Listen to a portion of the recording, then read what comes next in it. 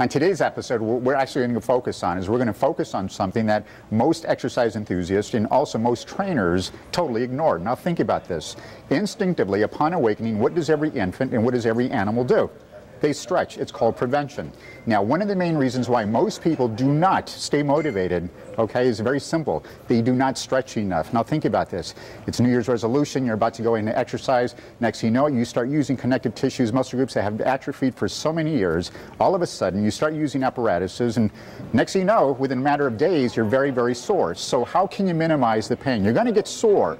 Okay, but to minimize the pain, what I'm going to have you go ahead and do is I'm going to have Miguel go ahead and basically teach you, the viewer, the basic stretches that you can actually do upon awakening, or you can do prior to exercising, even during or even after. Miguel, would you please go ahead and demonstrate how to go ahead and stretch the lower legs, please? Let's start with your hamstrings. How would you go ahead and stretch the hamstrings?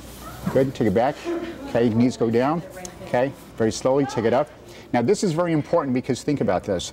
Most people, when they go and they stretch a hamstring, they basically go ahead and do it from a seated or lying position. But if you notice, this is strictly isolation stretch. This stretch is for strictly isolation. Okay? Take it all the way up. Take it down for me, please. Ease it down. Let's do the next leg. Good.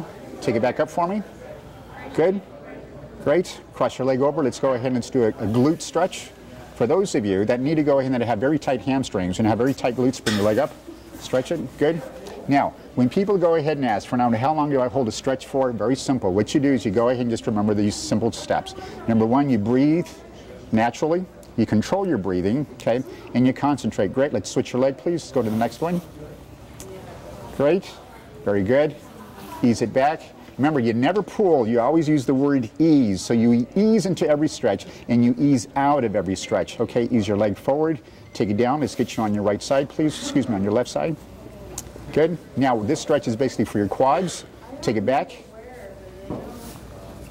Good. Bring it all the way back. Ease it. Now, this is very important because when you do this stretch, remember something. The knee is never above or below the hip joint, because when it's ever above or below, it's called a hip flexor. You don't want to pinch the hip, okay? So you want to make sure you just ease it back. Great. Bring it back out. Extend your leg for me. Good. You can do the same thing on the opposite side. Now, on this stretch, could you sit up for me, please? This stretch is an excellent stretch, especially when it has to do for the groin. This is very, very good. This is a very much needed stretch.